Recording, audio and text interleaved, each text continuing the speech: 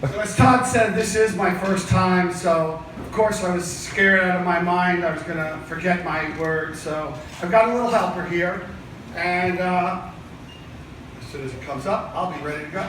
And let's help me wish Todd a happy birthday. Todd, happy birthday. With that tan, you kind of look like an Oompa Loompa, but that's just me. So you'll notice I have the cane in the chair. Less than 3 weeks ago, I had total hip replacement surgery. And when Todd called me, I was like, how do you say no to Todd? But I figured tonight you'll either see my stand-up debut or my sit-down debut. I had the surgery because I have a very rare disease called leg cavus perthes. Only 17,000 people a year get this disease. And I asked the doctor, I said, how did I get this? And he said, your guess is as good as mine. I said, well, you'll have to excuse me, I have some patients to see. Before the surgery, I got the strangest call from the doctor's office. A girl called me to sell me $500 worth of stuff that she said wasn't covered by insurance. She said, if you don't want to die, or you don't want to be in so much pain you wish you were dead, you'll buy this stuff. So of course I bought this stuff. And now I have to admit, this stuff is kind of special.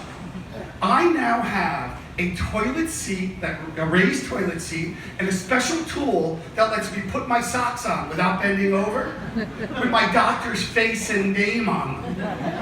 Like my doctor's selling merch like a rock star. Hip replacements used to mean long stays in hospitals. I was in and out of the house. I was out of the house for 5 hours and back home with my new hip. 5 hours, and I never stepped foot in a hospital. I went to a surgical suite. That's like the Motel 6 of hospitals. The prep area was a bunch of beds with curtains between the beds. I thought I was in an Iraqi surgery room. Instead of air up my nose, with the tubes, there were big fans in the operating room just blowing air across the room. And instead of general anesthesia, they basically gave me a blindfold and told me to bite on a stick. But the strangest thing of all was when the doctor called me to talk about what kind of hip I wanted. I'm like, what the fuck is that? What kind of hip? What can I look it up on Google reviews? But I finally figured it out, and I picked the hip with the Bluetooth and the cell phone. The best part is I never lose my phone anymore. But there was even a better part. Every time I pull down my pants, my wife's favorite song plays out my ass. So I want to tell you a little bit about me. My name is Gary Pudles. Pudles is not a stage name. And we have no idea the origin of the name. What we know is it was raining the day my family stepped off the boat in America. So today I'm married to my best friend, Dr. Mel. Obviously, she's my second wife. And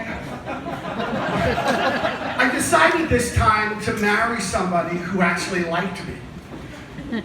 It was a nice change. As my marriage was ending, I asked my first wife, why did you marry me? She said, it was for your potential. I said, with a romantic answer like that, how could our marriage have not lasted? But when I was young, people would say, what would you do if you could earn $1 million? Easy, give it to my ex-wife. So anyway, Dr. Mel was named by Philadelphia Magazine as one of the top doctors. Woohoo! Yeah. I am crazy about smart women. Smart women are the sexiest things on the planet. And so I needed a life insurance physical, and that's Dr. Mel and I met when I went in for my life insurance physical. And we started talking about what it was like being single in our 40s. Obviously, I'm not 40 anymore. But what it was like. And as she was giving me my prostate exam, she asked me out. But what's worse, it's not like, the worst part is not that she has fingers like kielbasa? No. How do you say no to a girl who's got her fist up your ass? But with me and Mel, it was love at first sight. It just took her 4 years to figure that out. Today, we are married and we have 5 children. Yeah, we like 4 of them. Depending on the day, which one we don't like. You know, as parents, we've learned that you're only as miserable as or happy as your most miserable child. Right, we're only as happy as your most miserable child. Yes, I now remember that joke. So we realized that we are either one text or one phone call away from being miserable every day. But we're really lucky because all 5 of our children have become best friends. We call ourselves BBOC, for Brady Bunch on crack. When we moved in together, all 5 kids were in high school. The drugs and alcohol that we had to take to keep up with them, it was mind-boggling. But we learned a lot of things when we moved in together. I think one of the most important things we learned is that Santa Claus does not come through the chimney. One day we get a phone call from the neighbor saying there's a person or people coming through your basement windows with Santa Claus bags that look a lot like pillowcases. So when we asked our oldest daughter, what's going on? She said, did the neighbor call? Her husband stands outside, smokes, and plays with himself. But we never really understood what was going on in our house until we sold the house and got ready to move. Then all the kids got on Facebook talking about things that happened under our roof that we had no clue. And they all started with, remember the time? That's my time, and I'm Gary Pudles. Thank you very much.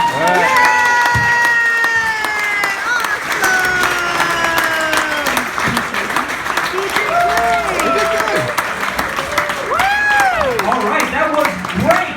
And Gary didn't even have to sit down. I'm eyeballing the stool. I'm like, oh man, that looks comfortable. But he doesn't sit down, so I'm going to have to stand up. He's guilting me into it. So that was fantastic. That takes a lot of guts. I mean, stand-up comedy, the reason I did the show is odd was because we've done shows here every year on my birthday for the last 3 years. And normally we do sketch comedy. It's kind of like Saturday Night Live.